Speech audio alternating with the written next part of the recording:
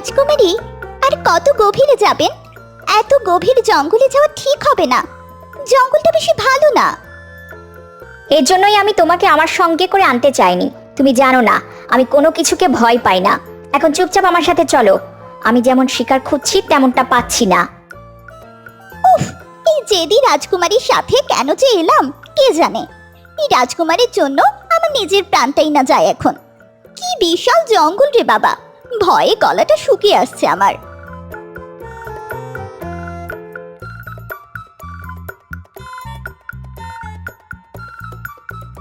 এদিক থেকে কোনো মানুষের আওয়াজ পেলাম মনে হয়।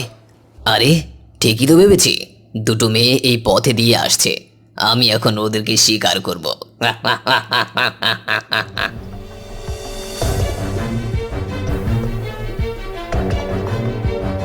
রাজকুমারী, আমি একটা সিংহের গর্জন শুনতে পেলাম, চলুন দ্রুত পালিয়ে যাই। দাসী এই কথা বলতে না বলতেই সিংহটি তাদের সামনে চলে আসলো। এ কি, সিংহটা আমাদের দিকেই আসছে। সিংহকে দেখে রাজকুমারী জ্ঞান হারিয়ে পড়ে গেল। সিংহ গর্জন করতে করতে দাসীর দিকে এগিয়ে আসছিল। রাজকুমারী, তাড়াতাড়ি উঠুন। না না, আগে আমি নিজের প্রাণ বাঁচাই, নিজে বাঁচলে অন্যের চিন্তা। এই ভেবে দাসী রাজকুমারীকে রেখে দৌড়ে সেখান থেকে পালিয়ে যায়। সিংহটি রাজকুমারীর দিকে এগিয়ে আসতে থাকে। আরে আরে, এই সিংহ, তুই মেয়েটির কাছে যাচ্ছিস কেন? এখনই চলে যা বলছি, নইলে তো জানিস আমি কত ভয়ঙ্কর হয়ে উঠব। তুমি আর আসার সময় পেলে না? আচ্ছা, আমার খাট হয়েছে, গেলাম আমি। আরে শোন শোন, মন খারাপ করলি নাকি? বেচারা সিংহের আমার জন্য শিকারটাই মিস হয়ে গেল। যাই, মেয়েটির জ্ঞান ফেরাই। রতন রাজকুমারীর কাছে গিয়ে তার জ্ঞান ফেরায়। কে তুমি? দাসী কোথায়? আমি জঙ্গলে থাকি। তুমি কে শুনি? আর দাসী, দাসী মানে কি? তুমি দাসী মানে বোঝো না? দাসী হচ্ছে আমাদের রাজমহলে সব কাজ করে আর আমার দেখাশোনাও করে। আমি রাজকুমারী নূপুর। আসলে আমি এই জঙ্গলেই বড় হয়েছে, তাই তো জঙ্গলের বাইরের পৃথিবীর মানুষের কোনো কিছু আমার জানা নেই। জঙ্গলে পশু পাখিরাই আমার বন্ধু। তাই নাকি? তোমার জন্যই তো আজকে আমি সিংহের হাত থেকে বাঁচলাম। কিন্তু তুমি দেখতে তো ঠিক মানুষেরই মতো, তাহলে এই জঙ্গলের মধ্যে কিভাবে বসবাস করছো? তুমি কি জঙ্গলে একা থাকো? না, জঙ্গলের মধ্যে একটা গুহায় আমার মাও থাকে।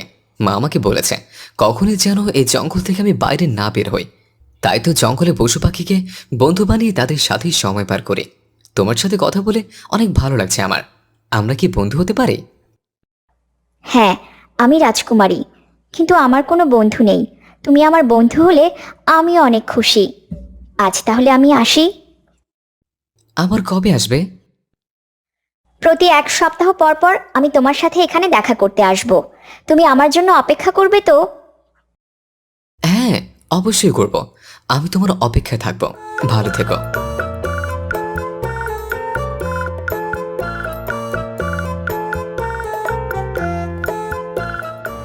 দাসী রাজমহলে ফিরে সব ঘটনা জানানোর পর রাজা রানী সবাই চিন্তায় পড়ে গেল।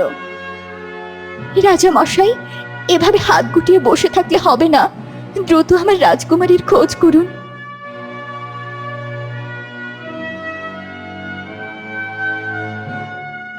তার কোনো প্রয়োজন নেই বাবা।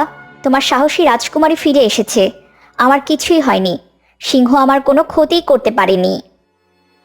তুমি ঠিক আছো রাজকুমারী?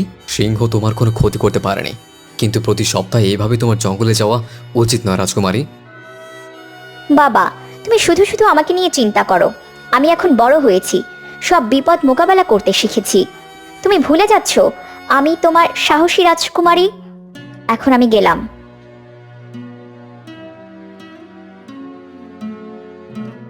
রানী, রাজকুমারী তো কোনো কথাই শুনছে না। কি করা যায় বলো দেখি? রাজা মশাই, এখন আপনার বয়স হয়েছে, আমি বলি কি, এই রাজকুমারীর জন্য একটা পাত্র দেখে বিবাহ ধার্য করুন, তারপর ওদের হাতে রাজ দায়িত্ব বুঝিয়ে দিন। দেখবেন রাজকুমারী রাজ্য শাসন করতে গিয়ে এদিক ওদিক ঘোরাফেরা করতে পারবে না, এতে সবারই ভালো হবে। হ্যাঁ রানী, তুমি আমার মনের কথাটাই বলেছ। আজকে এই দিনটার জন্যই তো আমি অপেক্ষা করছিলাম। আজকে আমায় জঙ্গলে যেতেই হবে। রতন নিশ্চয়ই আমার জন্য অপেক্ষা করছে।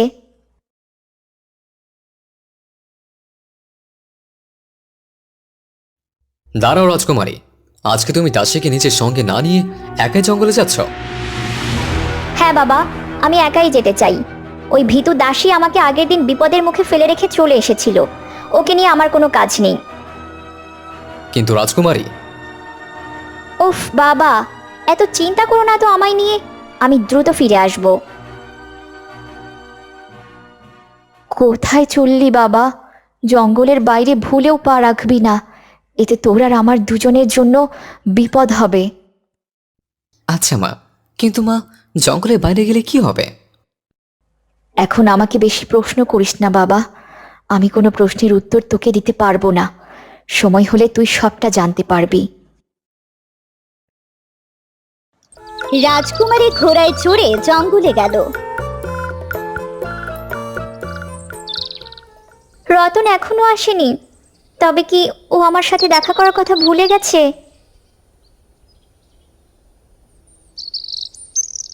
রাজকুমারী, আমি এসে গেছি। তুমি নিশ্চয়ই অনেকক্ষণ ধরে অপেক্ষা করেছো। আসলে আমার আসতে একটু দেরি হয়ে গেল। আমি ভেবেছি তুমি আসবে না। তোমার মতো একটা বন্ধু পেয়েছে, আর তুমি বলছো আমি আসবো না? এই জঙ্গলটা অনেক সুন্দর। তুমি তো তোমার গুহায় আমাকে নিয়ে গেলে না। আমরা যে গুহায় থাকি সেটা আরও গভীরে। তোমার যেমন জঙ্গল ভালো লাগে, ঠিক তেমন আমারও বাইরের পৃথিবীটা দেখতে অনেক ইচ্ছা হয়, কিন্তু মা আমাকে যেতে দেয় না। তোমাদের রাজপ্রাসাদ দেখতে কেমন? আমাদের গুহার মতো? এ কি, তুমি হাসছো যে? আমি কিছু ভুল বললাম? হ্যাঁ, জঙ্গলের মধ্যে থেকে থেকে সবকিছু তোমার নিজের মতো করে ভাবছো তুমি। চলো, আমার এই ঘোড়ায় করে তোমাকে বাইরের পৃথিবীটা ঘুরিয়ে আনি, তাহলে তুমি সবটা বুঝতে পারবে। কিন্তু তুমি এইভাবে আমাকে নিয়ে ঘুরলে তোমার রাজ্যবাসী কি বলবে? তুমি যে রাজকন্যা, তোমার এটা সাজে না। হ্যাঁ, তুমি ঠিকই বলেছ। তাহলে এখন উপায়? আজকে বরং আমি তোমাকে জঙ্গলটা ঘোরাই। এর পরের সপ্তাহে আমি একটা ব্যবস্থা করব। তারপর না হয় তোমার বাইরের পৃথিবী তুমি আমায় ঘুরে দেখিও। হ্যাঁ, তুমি ঠিকই বলেছ। চলো তবে। তারপর রতন ও রাজকুমারী নূপুর ঘোড়ায় চেপে পুরো জঙ্গল ঘুরতে শুরু করলো।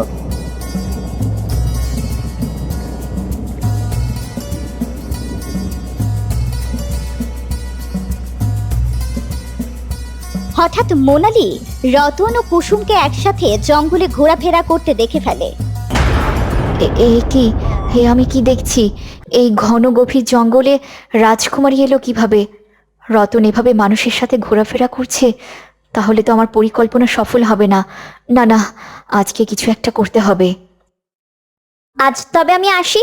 পরের সপ্তাহে ঠিক এই জায়গায় আবার এসো, কিন্তু আমি তোমার অপেক্ষায় থাকবো। কি হয়েছে রাজকুমারী, তোমায় আজকে এত বেশি খুশি দেখাচ্ছে? মা, জঙ্গলে একটা বালকের সাথে আমার বন্ধুত্ব হয়েছে। আজকে পুরো জঙ্গলটা সে আমাকে ঘুরিয়ে দেখিয়েছে, তাই তো আমার মনটা এত ভালো লাগছে। জঙ্গলের মধ্যে একটা বালক এলো কিভাবে? কিভাবে? আমি তো রাজকুমারীর কোনো কথাই বুঝলাম না। না না, বিষয়টা এভাবে ফেলে দেওয়া যাবে না। রাজামশাইকে সবটা জানানো দরকার। কিরে বানরছা না, এইভাবে আমার পেটের উপর লাফিয়ে পড়লে কেন? কিছু বলতে চাস আমায়? ও, বুঝতে পেরেছি, তোর মনে হয় খিদে পেয়েছে, তাই না? চল চল আমার সাথে, দেখি মাছকে আমার জন্য কি খাবার রেখেছে। না গো বন্ধু, আজকে তোমার মা তোমার জন্য যে খাবার রেখেছে ওটা ভুলেও খেও না। কি আজে বাজে কথা বলছিস? মায়ের খাবার খাবো না? কিন্তু কেন? তোমার মায়ের আসল রূপ আজকে আমি দেখে ফেলেছি। তোমার মা একটা সাপ। এতদিন তোমাকে নিয়ে সাধারণভাবে জীবনযাপন করছিল, আর আজকে তোমাকে রাজকুমারের সাথে দেখে ফেলেছে। তাই তো তোমাকে ওই খাবার খাইয়ে নাগরাজ বানিয়ে ফেলবে, আর তোমাকে নিয়ে নাগপুরীতে চলে যাবে। আর কখনোই তুমি রাজকুমারের সাথে দেখা করতে পারবে না। না না, এটা হতে পারে না। আমি নাগপুরীতে যাব না। রাজকুমারী আমার জন্য অপেক্ষা থাকবে। আমি মাকে সবটা বলবো। এই খাবার আমি খাবো না। তোকে অনেক ধন্যবাদ আমাকে আগে থেকে সত্যিটা জানিয়ে দেওয়ার জন্য। আচ্ছা বন্ধু, আমরা সবাই তোমার সাথে আছে। তোমার কোনো বিপদ হবে না।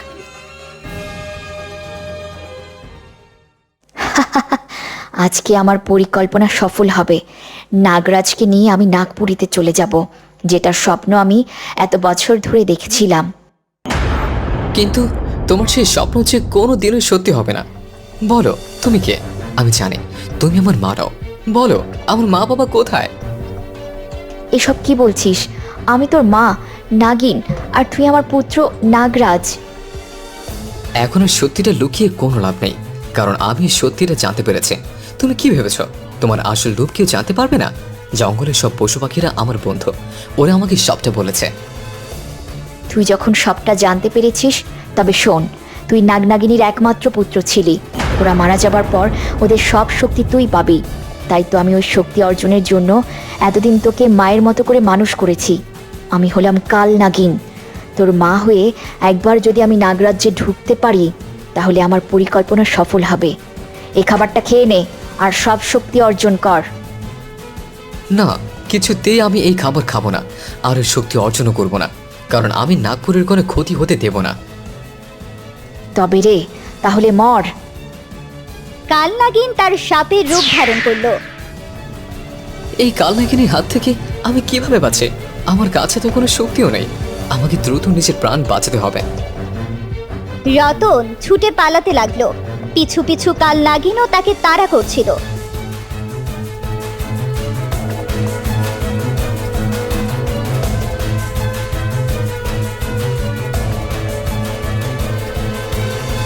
তখন জঙ্গলের সব পশু পাখিরা মিলে কাল নাগিনকে আটকানোর একটা ফাঁদ তৈরি করলো। কাল নাগিন সেই ফাঁদে আটকা পড়ে গেল।